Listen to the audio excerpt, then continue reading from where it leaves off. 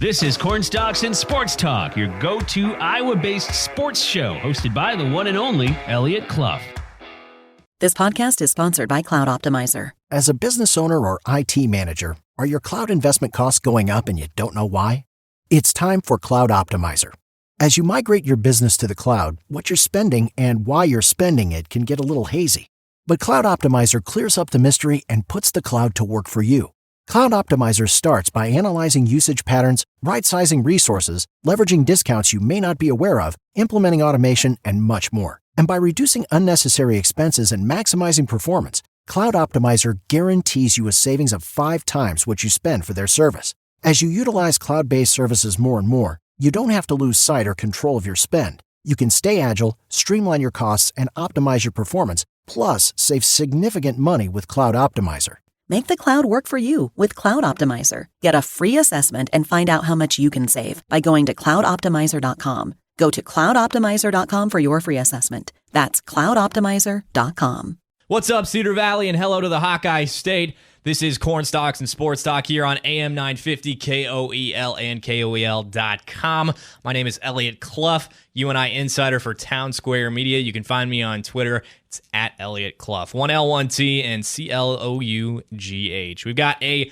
packed show today, talking with not one, but two 24/7 sports experts.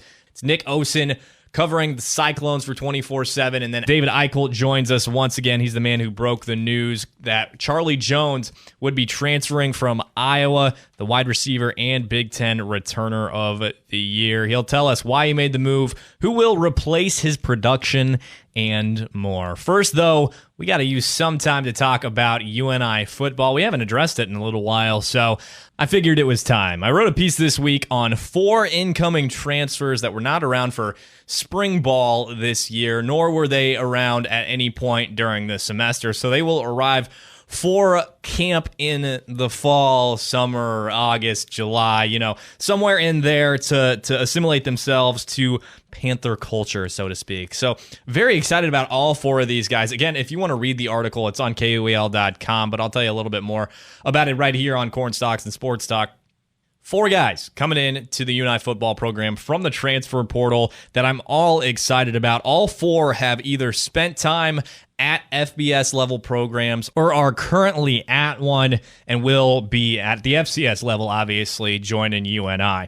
So the first one I want to talk about is currently at an FCS school. Previous to that, he was at Houston. His name is Jonathan Phoenix. He's a defensive back from Northern Arizona University. That's where he is currently at. Has yet to really play a ton of time at the collegiate level, but this last fall, he did play for the Lumberjacks. He played a little bit in the spring as well. In the fall, he recorded 7 tackles, a pass breakup, and a fumble recovery. He started 2 games and played in 5 for the Lumberjacks.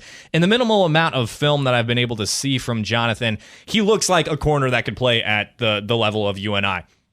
Now, he did get a scholarship offer from the Panthers, so clearly they think they can work with him to become a player that plays more than 5 games in his collegiate football career. There's clearly a reason he got an offer from Houston and went there initially. They did end up moving him to the running back position while in practice at Houston, so a little bit weird. I'm sure he didn't want to do that and gave it a shot, but ultimately said, hey, I'm a DB. I need to go somewhere else. Went to Northern Arizona, didn't quite get the time he wanted, so he will be a UNI Panther.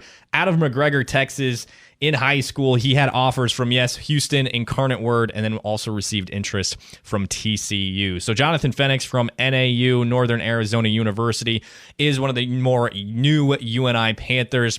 Also went to Houston before he went to NAU. Next up, we got Peter Udoybach, wide receiver from the University of Minnesota. He's a hometown kid, grew up in St. Paul, played his high school football there, and ultimately received a preferred walk-on offer from Minnesota.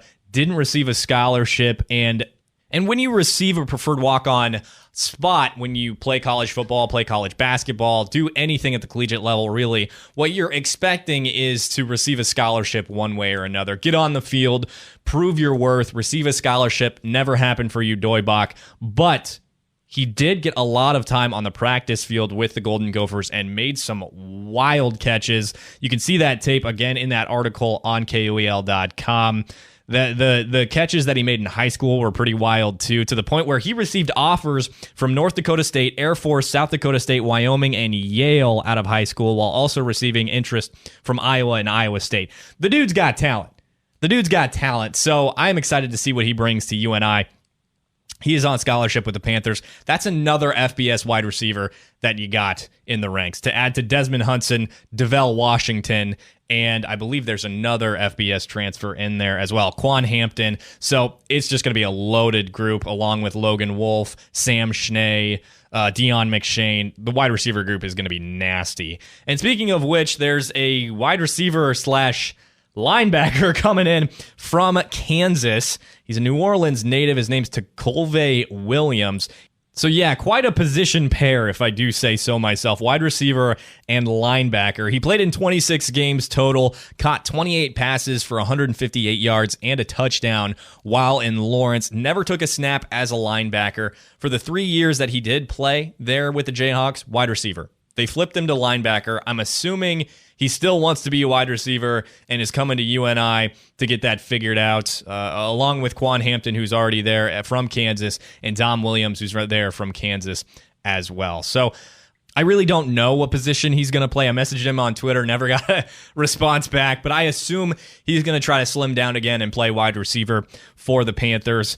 But the kid was pretty well recruited out of high school at that wide receiver position. He had a few punt returns, kick returns for touchdowns, showed off the speed, showed what he was capable of. But I believe he's a grad transfer and will be coming into UNI to hopefully take snaps and impact the game. I don't know, again, what position that's going to look like. Wide receiver group already super deep, already loaded with talent. So I don't know if he's going to try to get a medical red shirt and then come back next year when guys like Quan graduate.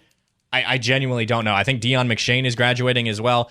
I have no idea what that's going to look like for Colvey Williams. But either way, it's additional depth and additional talent to the UNI roster, which is not something to complain about.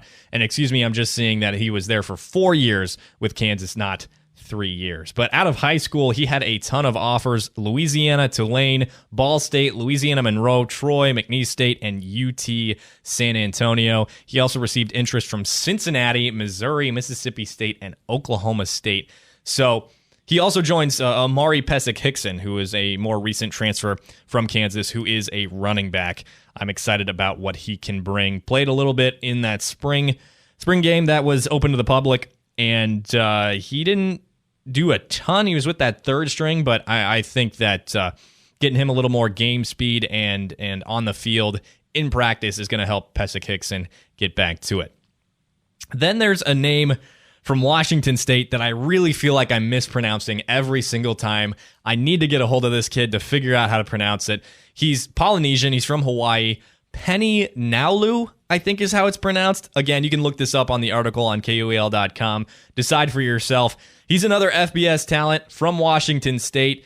Some more positional versatility. I don't know what position he's going to play. Both positions are relatively deep with talent, and I think he can contribute on either side just because of the sheer raw ability that he has. And you'll understand what I'm about to say because this guy needs to be on the football field. He didn't play much in Pullman for the Cougars, but he did receive snaps on special teams. So he's got a little bit of experience on the field. I think he only registered one tackle in his career with the Cougars. But again, very highly touted recruit out of high school. He was recruited as a linebacker, but took snaps as a running back with the Cougars in practice.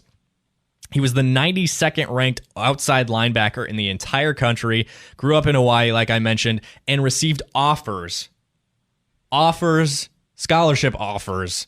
Listen, from these schools: Oregon, Washington, UCLA, Cal, Hawaii, Nebraska, Kansas State, San Diego State, and Oregon State.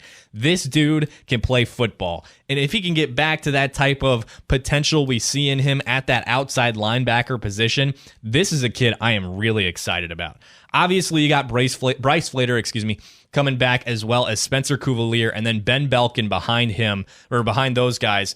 The linebacking core, they've got some real talent back there. But if Penny Naulu, again, I don't know if I'm pronouncing that correctly, comes back to the college football ranks, contributes for UNI, he could be nasty. Nasty. Again, just go look at this kid's film and you will understand what I'm talking about, on top of the fact that he had all those offers from FBS schools coming out of high school. Again, you're listening to Corn Stalks and Sports Talk here on AM 950 KOEL with me, Elliot Clough, at Elliot Clough on Twitter.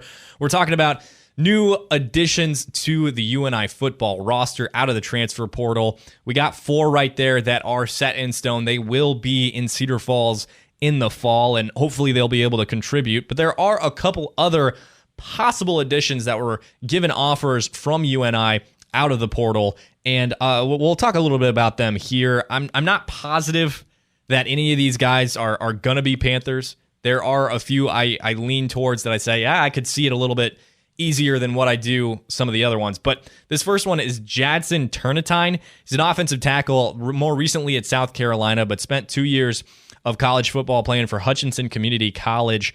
And then, like I said, went from JUCO to the FBS, playing for the Gamecocks.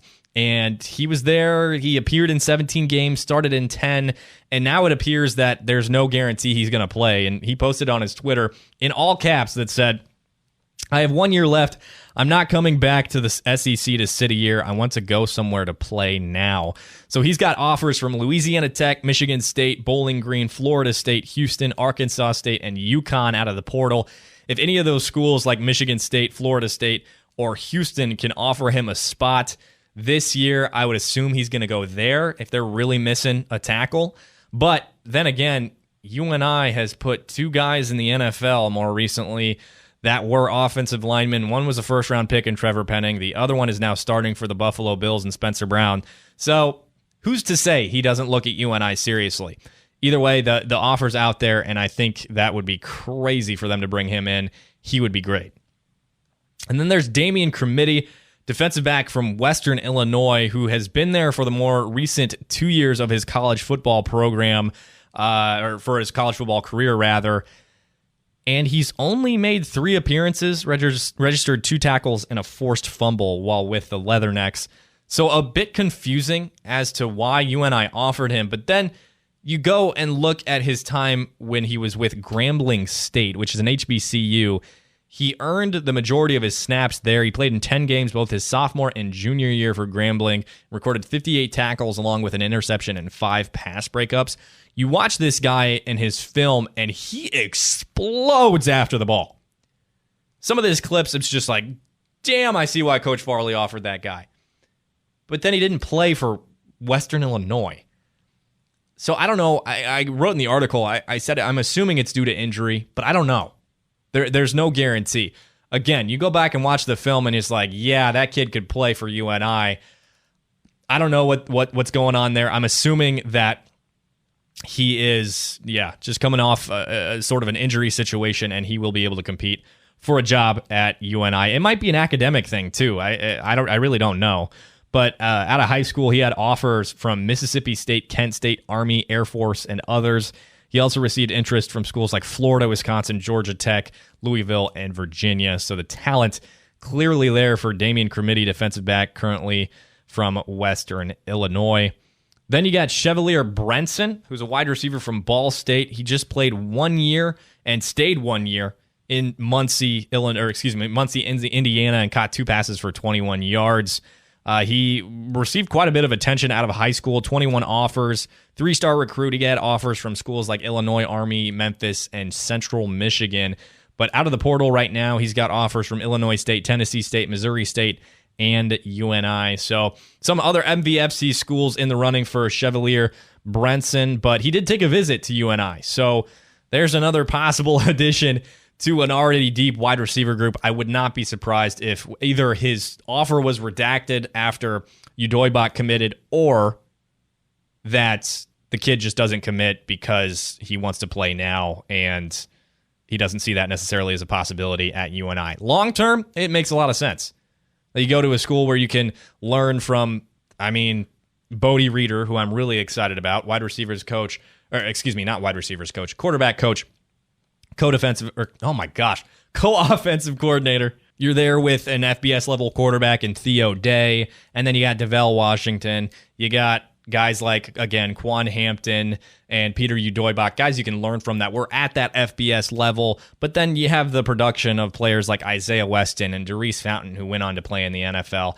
Again, I really think Isaiah's going to get a spot with the Browns. But one more possible addition to address before we move on to that second segment here on Cornstalks and Sports Talk on AM 950 and KOEL.com. It's Daniel Carson, who's a defensive lineman, again, with Western Illinois, that didn't receive a ton of time. And this one is a sort of boom or bust situation to me, because Daniel Carson spent his first 3 years of college football at Texas, like the Longhorns. And he had offers out of high school from schools like Alabama, Ohio State, 2021 national champions Georgia, Oklahoma, Notre Dame, Iowa, Iowa State, and others. Daniel Carson was one of the top recruits in the country. He could have gone anywhere he wanted. Just a monster of a human being.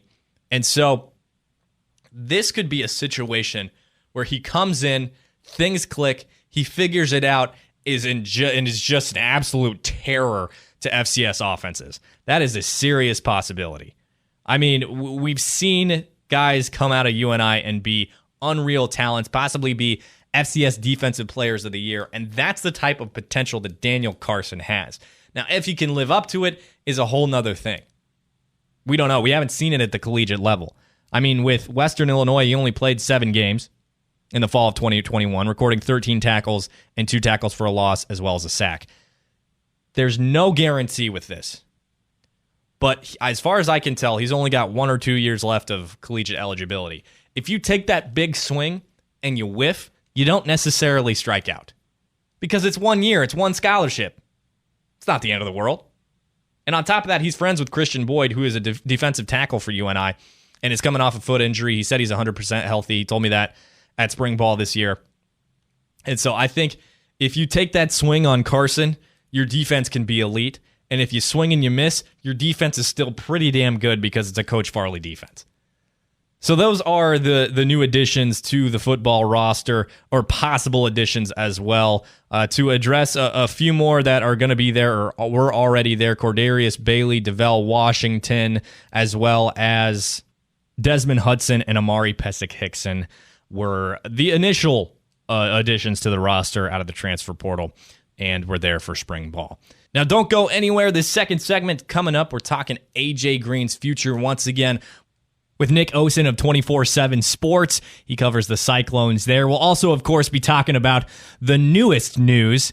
Tyrese Hunter, he is going to be a Texas Longhorn. Stick around for that. For right now, you're listening to Cornstalks and Sports Talk on AM 950, KOEL, and KOEL.com.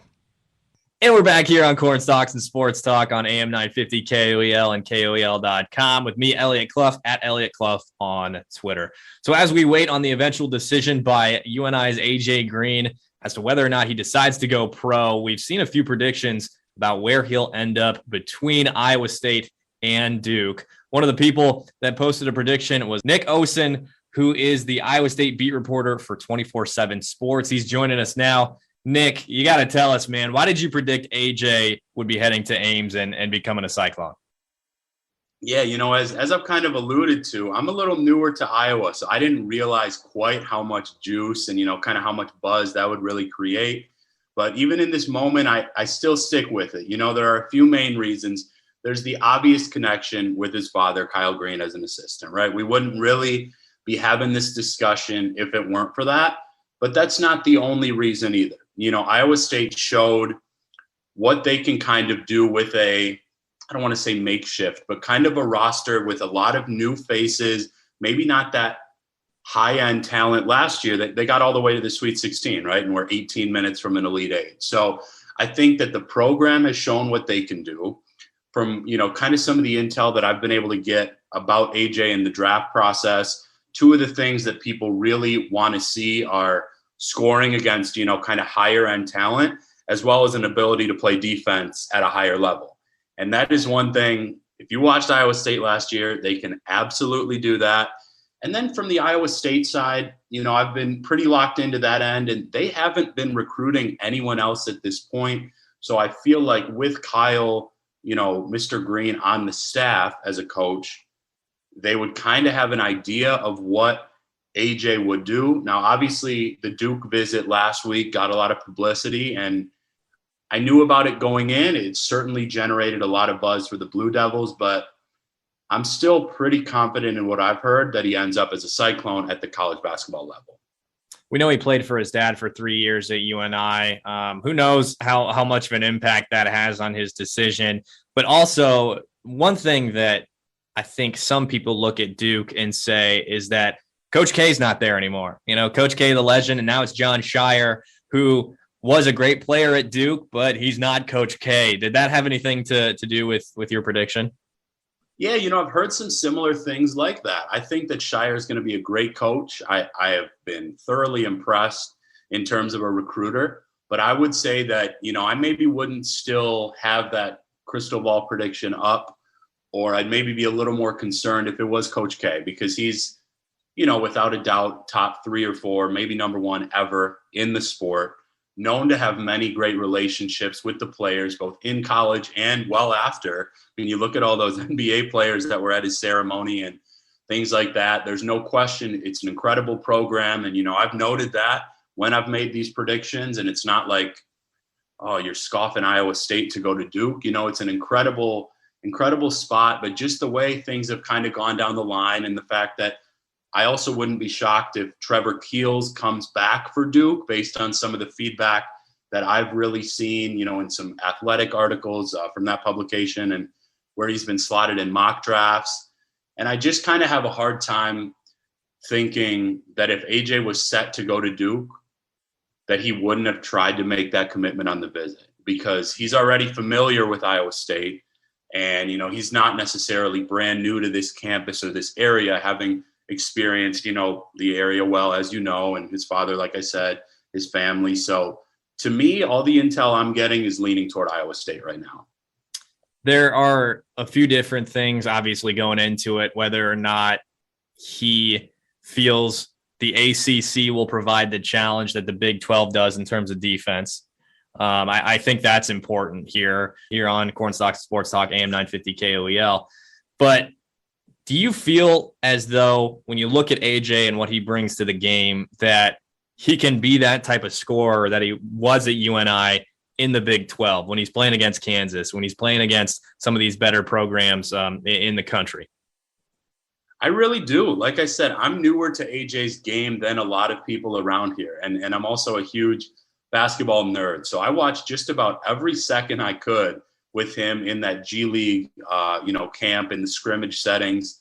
And, it's obvious the first step can, maybe get a little quicker, and some things on defense, like I mentioned, but he had no problem, finding the open man, getting to the hole, getting his shot over anyone. As you know, it's kind of a different release. It's quick, and it's really spot on. So I not only think that, but the supporting cast with what the Cyclones have been able to do in the transfer portal is really, I think, going to help him, because he'll be the guy. There's no question he'd be the best scorer on the team, but I don't think it'll all be on his shoulders either, especially with some of the post presences that they've been able to get, and the return of, a Caleb Grill, Gabe Kelscher, who, won up Johnny Davis in the tournament. Obviously he's going to be a lottery pick.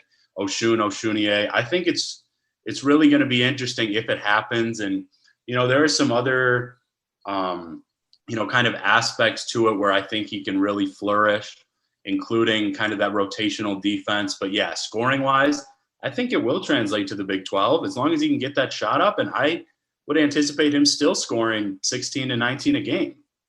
And to me, he's the perfect fit for this roster at Ames, especially with what they've done in the portal.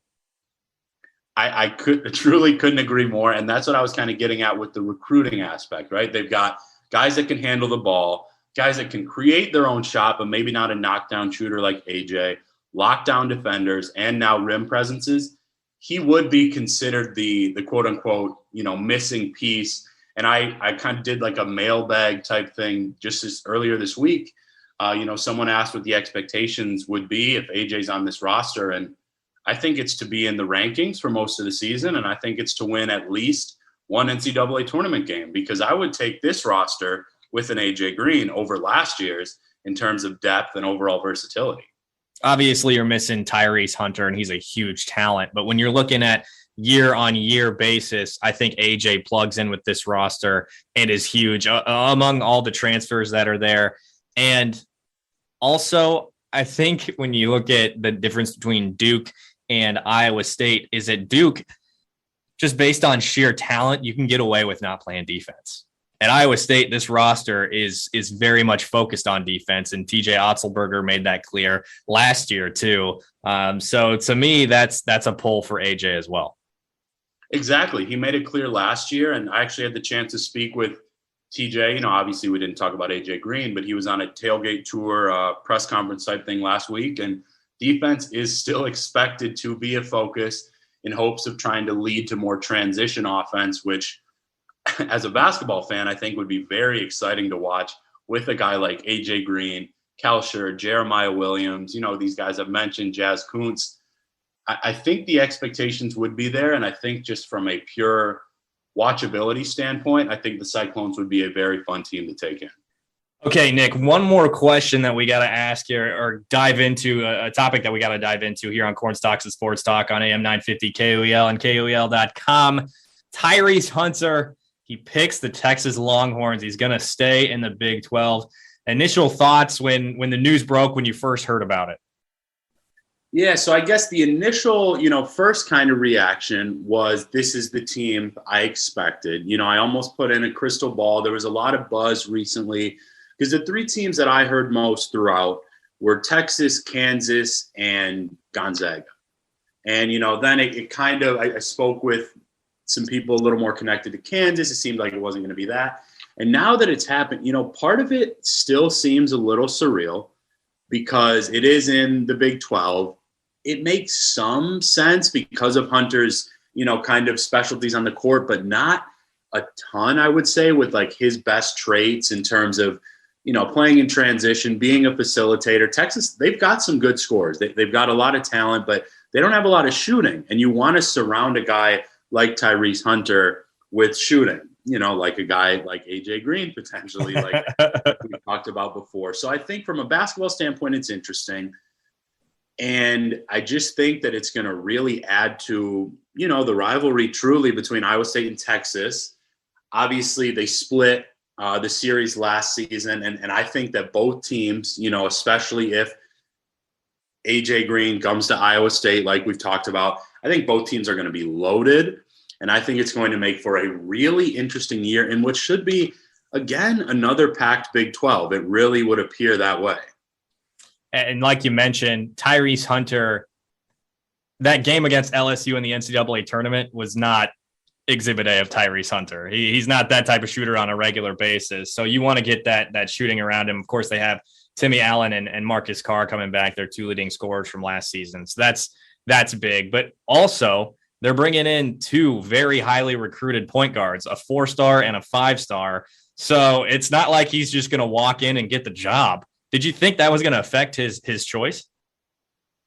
I didn't necessarily, because I knew that, kind of wherever he would go would have a defined role. But you're right. It's really interesting because so much of their talent, especially on the younger end, not only is the backcourt, but generally in that one, lead guard type of role. So that'll be interesting. I still think that I don't think Texas would have pushed that hard for a talent like Tyrese if they didn't have kind of a clear cut 32 to 34 minutes a game for him. He's a guy that is, I wrote it in my article, an absolute stud on the defensive end. I'll always remember that was the first thing that stuck out to me before, kind of his athleticism and his ability to get to the rim. He's got to work on finishing around the rim and shooting, like you mentioned. But in all sincerity, it makes, the Big 12 and Texas even tougher. And I think that there are going to be really 4 to 7 teams that are really going to make things interesting and a nightly challenge again in this conference. 4 to 7 teams. That is wild. Okay, we got Iowa State, the Longhorns, Kansas. Help me. Texas Tech is reloading. Yep. Oklahoma State, not necessarily a contender, but they bring a lot of guys back. Actually, Avery Anderson withdrawing from the NBA draft. They made things tough. They actually beat Iowa State in Hilton last year. So it's going to be Baylor, of course. Oh, right. They're getting a lot of talent back, plus a couple transfers, including Jalen Bridges from West Virginia. So, yeah, I mean, that's 6 right there, my friend. That is going to be a gauntlet for every team, night in, night out. And, you can be as talented as you want, but when you play defense every night, like you're going to see in the Big 12, it's going to be a bloodbath, to say the least. Now, one more question for you before we let you go, Nick. How do you think Iowa State fans are going to receive this? Do you think Tyrese Hunter is going to get booed out of Hilton Coliseum in the fall? Yeah, there's just no way, if I'm being honest, no other way to expect that to go. I'm already seeing tweets and, a couple things on articles. I think that there is a pretty big group, even from what I'm seeing, that respects the decision to leave. And, he provided one of the most memorable years in recent memory. But I think the fact that it's in the Big 12 and people around here do not rock with Texas at all, I consider that maybe their second biggest rival in conference after Kansas from what I see since I've been here. I think there will be a heavy amount of boos. I don't think he'll be received very warmly at Hilton come this season. We will see. We'll see on AJ Green. We'll see how Tyrese Hunter is received. Who knows? By the end of the weekend, you and I will maybe be talking again as to where AJ Green ends up. But he is Nick Osen, at The Real Nick Osen on Twitter. You need Cyclone information, you give him a follow right there. He covers them for 24/7 Sports. Nick, we appreciate you, man. Great time, man. I'll talk to you soon. All right, folks, don't go anywhere. We will be right back with David Eickholt of 24/7 Sports and HawkeyeInsider.com. And he's going to tell us a little bit more about Charlie Jones' decision to transfer and no longer be a Hawkeye. Don't go anywhere. This is Cornstalks and Sports Talk on AM 950 KOEL and KOEL.com. And we're back here for this third segment on Cornstalks and Sports Talk with me, Elliot Clough, on AM 950 KOEL and KOEL.com. So it sure seems that we've got a lot of Iowa football news coming constantly this offseason as it progresses. This time around, it's about Big Ten Returner of the Year, Charlie Jones, announcing he's going to transfer. So tough news, but luckily we've got the man himself from 24/7 Sports, David Eickholt, who reported. David, where did this come from, man? Yeah, always good to be talking to you. This was sort of out of left field, Ellie, between talking to some people within the program. Nobody really expected this. I think this took everybody by a big surprise. But, when I sit back and I kind of evaluate where things are at, it's not necessarily surprising to me. And let me explain myself. One, Charlie Jones is very beloved in Iowa, right? I mean, he was a fan favorite. He provides spark in the return game. But when you thought about the receiving options, who are you thinking of first? Sam Laporta. Okay, who are you going after that? Keegan Johnson, Arlen Bruce, Nico Reganey. You don't get to Charlie till probably 5th, right? Well, Charlie wants to put tape, NFL wide receiver tape, so he has the best shot making the league, right? Based on next year, was there really going to be a bigger role for him in the offense? You're going to have a hard time convincing me that you need to take targets away from Arlen Bruce, from Keegan Johnson, from Sam Laporta, and even Luke Lachey, because I think Luke Lachey can be a big-time red zone threat. So when you put all those factors into account, Charlie might want to go somewhere and be the number 2, number 3 option, maybe have a chance to go put up 40, 45 catches for 700 yards, 5 touchdowns. And, when you evaluate the targets from last season, here's the stat for you. Tyler Goodson had 4 more targets last season in the passing game than Charlie Jones. So I don't think this is necessarily an indictment on Spencer Petras or Iowa's offense. I think Charlie's seeking a bigger role from a receiving standpoint to be able to have a shot making the NFL, because if Charlie comes back and does the same thing he did last year in the return game, puts up 25 catches, okay, he'll give him he won't get drafted. That's just the reality. You have to go out there and you have to showcase some things. And again, you have a hard time convincing me that you need to throw the ball at Charlie Jones more than Keegan and Arlen. So you mentioned the issue not necessarily being the offense, not necessarily being Spencer Petras or Alex Padilla at quarterback, but at the same time, do you think, along with the fact that he probably wants to be number 2, number 3 option, do you think he'd be more inclined to go somewhere where it's more of a spread it out offense, and you're going to get a quarterback who's going to throw it 40, 50 times a game? It's funny that you mentioned that because there's a clear front runner right now, and it was leaked a little bit yesterday, but it's very interesting, before I say the name of the school, that this offense would raid Iowa's wide receiver corps. And if you haven't gotten the hint by now, I'm talking about the Purdue Boilermakers. I think that Charlie Jones and Aiden O'Connell are childhood friends. We know Aiden O'Connell is capable of, I think he's a very, very good quarterback, showcased that last year for the Boilermakers. But again, it's kind of funny when you think about Tyrone Tracy being there and then Charlie Jones. And I'll say, if the ultimate indictment on Iowa's offense hasn't happened yet, it's going to be if Charlie Jones and Tyrone Tracy combined for 100 catches, 1,300 yards, and 10 touchdowns, right? So if that happens, I think that's when Kirk's going to need to overhaul everything if he doesn't already feel that way, and clearly he doesn't. But the timing of it's off. I know a lot of people are skeptical about it. And here's what I would say to that. If he does go to Purdue, remember this, 2 weeks ago, Milton Wright, who is supposed to be the number one option for the Purdue Boilermakers next year at wide receiver, was ruled academically ineligible. So he will not be on the team next year. So that opened up a wide receiver slot. So who knows if Aiden O'Connell reached out after that, because I do full-heartedly believe that Charlie Jones came back, when he announced his return to Iowa, he committed to playing for Iowa next year. But again, circumstances have changed. And I don't think this is tampering. I don't think this is NIL. I know people have thrown out NIL because Iowa hasn't announced a collective yet. But here's what I would caution people, and even Charlie Jones. And again, I'm not saying Charlie Jones is doing this. But if you're a sixth-year senior and you leave to go somewhere to get NIL money instead of prioritizing what you need to do to get to the league and making that sort of money, your priorities are in the wrong freaking place, okay?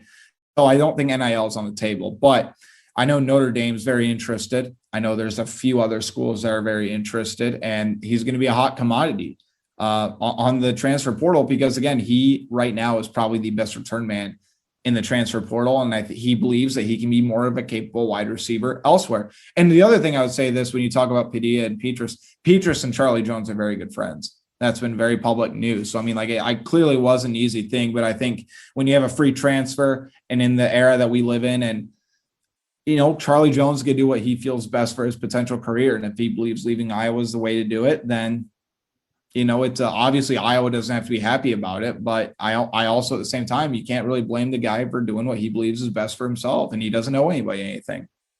I suppose to sort of clear the air on why Jones is transferring, is there any internal issue? I mean, because what I've heard and what I've been told is, he's a great locker room guy. Like you said, great friends with Spencer Petras and with other teammates. It's really just about looking that opportunity to show off to NFL scouts.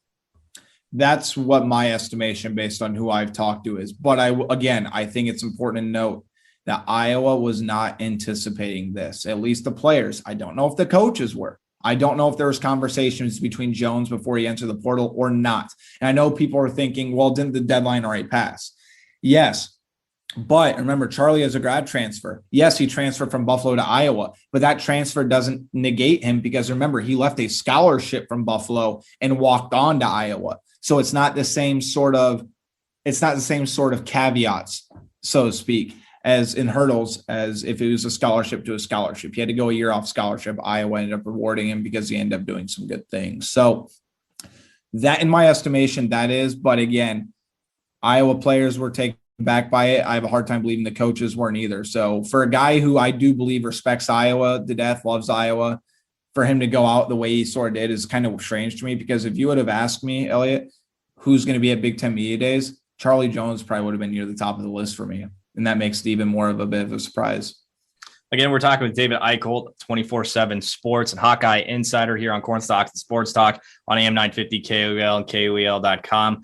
How much does this impact the wide receiver group? I mean, you like you mentioned, Nico Reganey, Keegan Johnson, Arlen Bruce are the only ones coming back with some semblance of experience in the wide receiver group. Obviously, you mentioned Lachey and Laporta too. But is there any realm of oh crap, two of our best wide receivers are sophomores? I would think there's a little bit. I think Iowa's very top heavy right now, and they have to develop some depth. And, not to, rub salt in the wound, but this probably would have been a little bit negated if Iowa landed Kyler Casper and he reclassified in 2022. But I do think this throws a lot of pressure on Kelton Copeland and the Iowa offense for next season, as far as they have to land a couple wide receivers next year. They have Alex Moda, who I think is a 4-star talent, in-state kid from Marion, I believe. He's got very good upside, very good speed. I think Brody Brecht could help next season. I think this also accelerates his development. I know he missed a lot of spring because he's with the baseball team, but 6'4", big guy, big red zone threat. I mean, throw him on the field with Keegan and Arland. I think that, there could be some good things there. I think this also puts a lot of pressure on Nico Reganey to regain that sort of swagger he had through his first couple of seasons at Iowa. And, maybe Jackson Ritter has to come up with some snaps as well. Maybe Deontay Vines, who I've been very high on. I know he hasn't gotten a lot of time, but Deontay Vines has a very intriguing skill set. He's been in the program a couple of years. But I think if you look at from a pure numbers wise right now with the Iowa scholarship guys, I think you're a little bit worried. I think you have to be a little bit worried. But again, very, very top heavy. If I think if you have Keegan, you have Arland, and you have Nico, I think that's a pretty solid top 3. I think if you can make Brody that number 4, I think that'd be a very good thing as well. But again, I think there's going to be a lot of pressure because if you look at, I think since 2020, I think Iowa's had 5 wide receivers transfer. Now, granted, none of them were a big surprise. Like they weren't better than the guys in front. But you look at, I think won't be all name off the top of my head, but Desmond Hudson, Calvin Lockett, Tyrone Tracy obviously left. I mean, there's guys, and now Charlie Jones, like there's guys that have left. So, I'm very interested. I don't think it's indictment on Kelton Copeland. I don't think it's indictment on the offense. I think they saw better opportunity elsewhere, but this certainly puts pressure on the backups to develop some depth, and it puts even more pressure on Keegan and Arland, those guys that they got to be able to produce. They got to be able to open up for the run game, and Iowa has to be able to spread the football out. One other thing, I mean, that goes along with Charlie Jones. You think wide receiver, sure, but you obviously think return game. He's obviously the best in the portal now, and was the best in the Big Ten recently last year. How about who's going to step up there? Who's gonna fill that spot? I think there's a lot of intriguing options. As great as Charlie was, I'm not saying guys can step up and is capable of what he's doing, but Iowa has a lot of very intriguing guys. I think Cooper DeJean is going to be the favorite right now. I think he's very athletic. I think he's got high upside, probably the most versatile football player on Iowa's team, which sounds crazy considering he's only a sophomore, played in 5 games last year. But I think he could bring some different things to the table. I think Arlen Bruce would have a good shot at. And this is just my, tinfoil hat theory. I love to see Xavier Wampa in the return game personally. I think you talk about a 5-star athlete, 6'3", 213 pounds now, was a flat out winner for Southeast Polk to make game winning plays. I think he can be back there. Maybe throwing a DB back there as well. I think there's plenty of guys that are capable of stepping up back there, but I do think that Cooper DeJean's going to be a guy. And I believe Iowa Western wide receiver, Caden Weegan, is going to be another guy who was a great returner. He's a walk-on right now. He made some very good plays in the receiving game as well during the spring game, and he's been compared a lot to Charlie Jones in the return game. So I think he'll have certainly a shot as well. But again, I think Cooper DeJean right now is probably the favorite. So I told this to, I think it was John Steppe a couple of weeks ago here on Corn Stalks and Sports Talk. We were talking about Cooper DeJean a little bit and what he'd do on defense. I know I saw some interviews there. They were talking about the cash position for him. Yep. And I also saw some of your tweets during the spring game about Cooper. I went to the same high school Cooper did, believe it or not. Okay. I don't think that he's quite a bit younger than me and we are. I would not have guessed he would have looked up to me as an athlete, but I like to think that he did. But do you see him playing sort of that cash position defensively or being a safety this year, or he played a time at corner last year? What do you see for Cooper? I think Iowa right now at corner is feeling pretty good. Remember, Jamari Harris is suspended for the season opener after the OWI, but I think he's going to be a factor. Terry Roberts, obviously, I think it could be special there. Iowa gets Riley Moss back. I think Cooper's too versatile to keep off the field. I know there's plenty of options, the cash position. I think Iowa's got a tough time doing the 4-3 in the 4-2-5 because I don't know how you take Justin Jacobs off the field either. It's almost like a luxury of riches, right?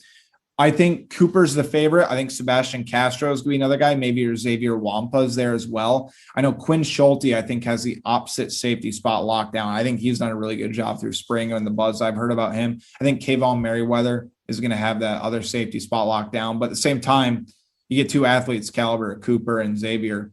I don't know how you keep them off the field. I really don't. Iowa defense thrives off playmaking. Cooper DeJean was a flat out winner in high school, just like Xavier. Xavier made game winning plays, seems like multiple times throughout his last season. And he's the highest rated defensive back to ever commit to the University of Iowa.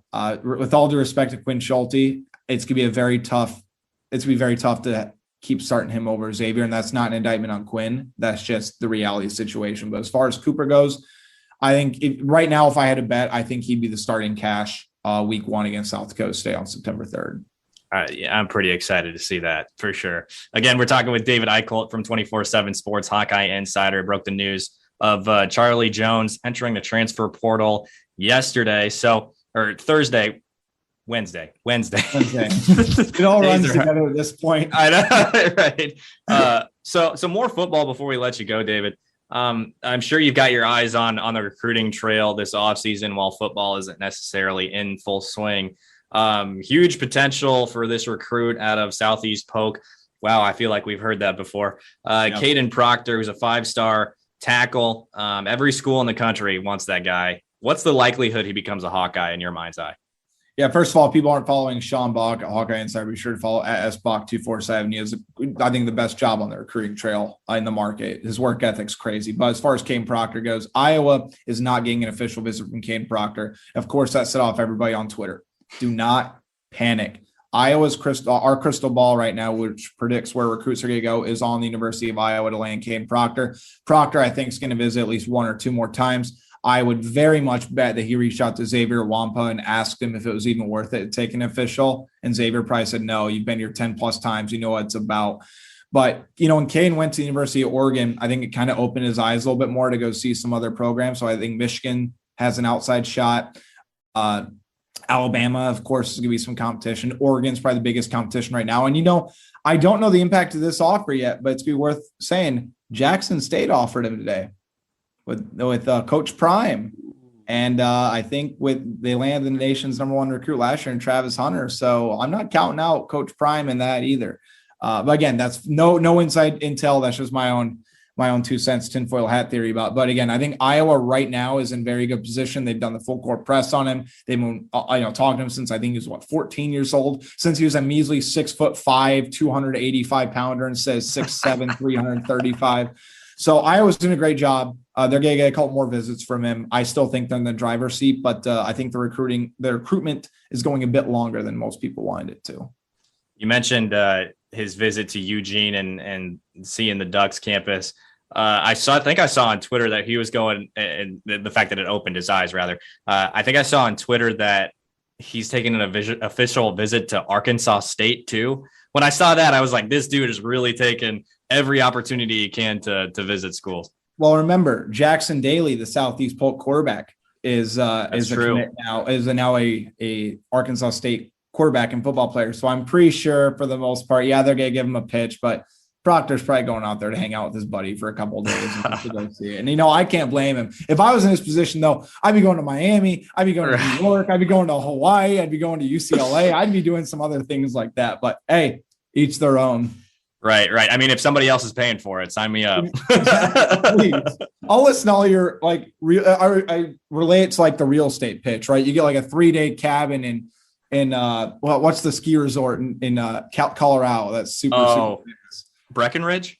Oh, sure. We'll go with Breckenridge. I'll listen to your day-long pitch in Breckenridge if you're going to pay for me to stay for 3 days. That's fine. Exactly. So he is David Eickholt from 24/7 Sports, HawkeyeInsider.com. Check it out. He's got great stuff there. He is, what's your handle? Tell us what your handle is on Twitter. Just at David Eickholt. At David Eickholt. Go follow him.